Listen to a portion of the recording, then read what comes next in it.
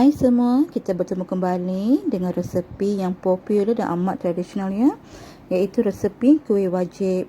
Mari kita lihat bahan-bahan yang diperlukan. 300 gram beras pulut, santan pekat 1 kotak, 200 gram gula melaka ataupun gula merah, 2 helai daun pandan dan 1 sudu teh garam untuk perasa ya. Kita bersihkan beras pulut ini dan kita akan rendamkan ya selama 3 hingga 4 jam. Beras pulut ni kita rendam selama 4 jam ni untuk melembutkan beras pulut ni ketika proses memasak nanti ya. Selepas 4 jam, sediakan periuk kukus, taburkan daun pandan di atas periuk kukus kita dan taburkan beras pulut yang telah dikukus tadi.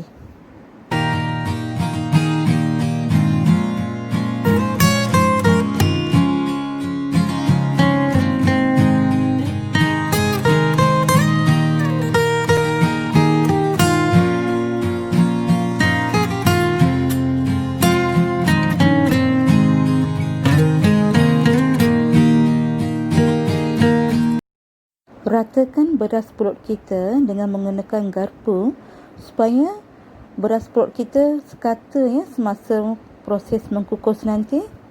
Kita akan kukus beras pulut kita selama 35 hingga 45 minit ya.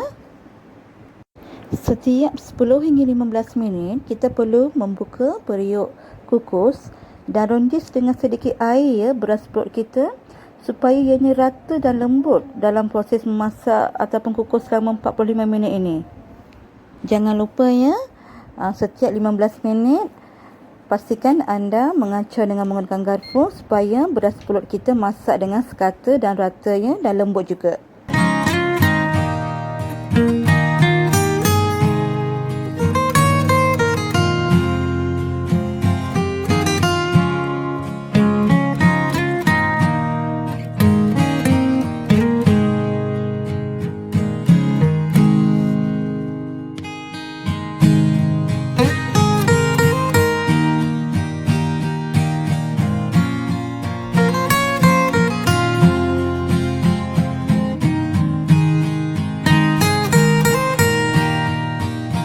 Dah, inilah beras pulut kita yang telah dikukus.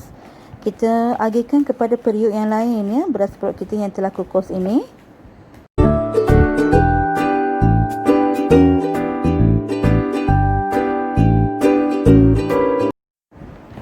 Di dalam kuali masukkan air, kemudian daun pandan.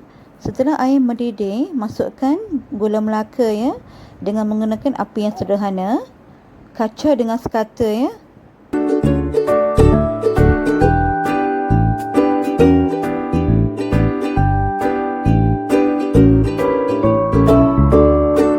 Masak gula hingga mendidih dan tidak terlalu pekat ya.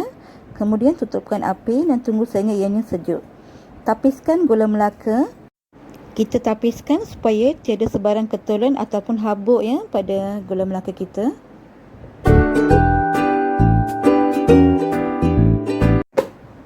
Di dalam kuali, masukkan secawan air diikuti dengan santan pekat kita. Gaul sebati ya, dengan menggunakan api yang amat sederhana.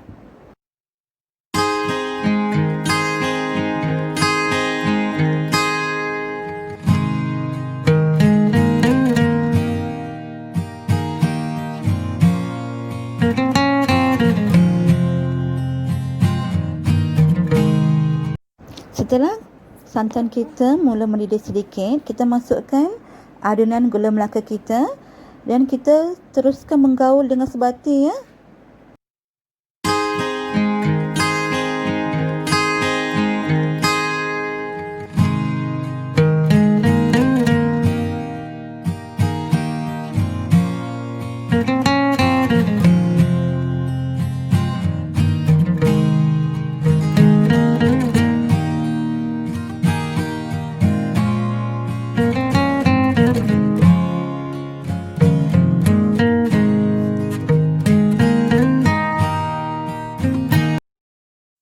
Teruskan memasak adunan santan dan gula melaka kita sehingga ianya pekat dan likat ya. Ini tips ya. Masukkan setitis adunan kita ke dalam mangkuk yang berisi air, ianya tidak akan pecah ya. Ini bermaksud inilah tekstur yang kita kehendaki.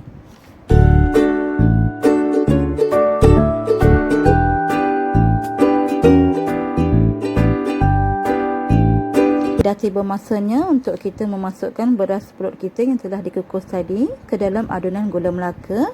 Dengan menggunakan api yang perlahan, kita teruskan mengacau beras pulut kita supaya ianya larut dalam adunan gula melaka kita ya.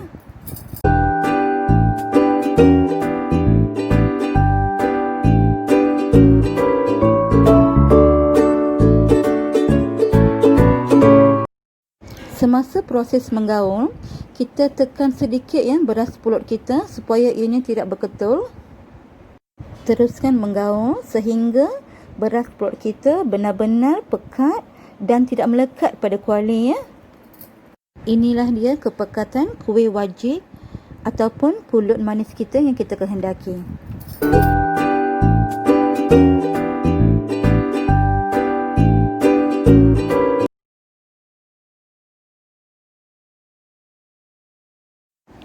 Kita sejukkan dahulu kuih wajib atau pulut manis kita selama 1 jam. Dah kuih wajib ataupun pulut manis kita dah sedia untuk dihidangkan. Selamat mencuba dan jangan lupa subscribe dan follow channel kita. Terima kasih.